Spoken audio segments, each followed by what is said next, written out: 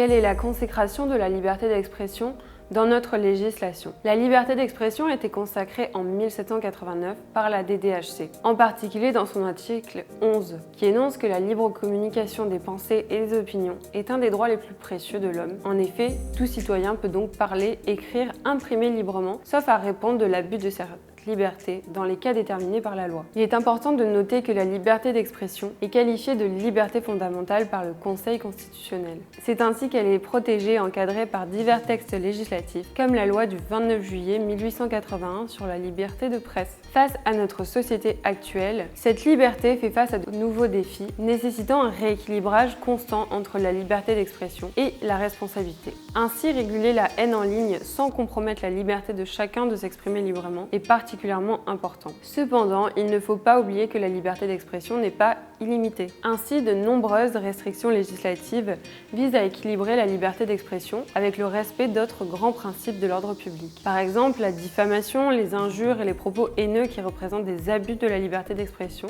sont répréhensibles par la loi. Pour en apprendre davantage sur cette liberté, nous vous conseillons de lire l'intégralité de notre article sur placedudroit.com.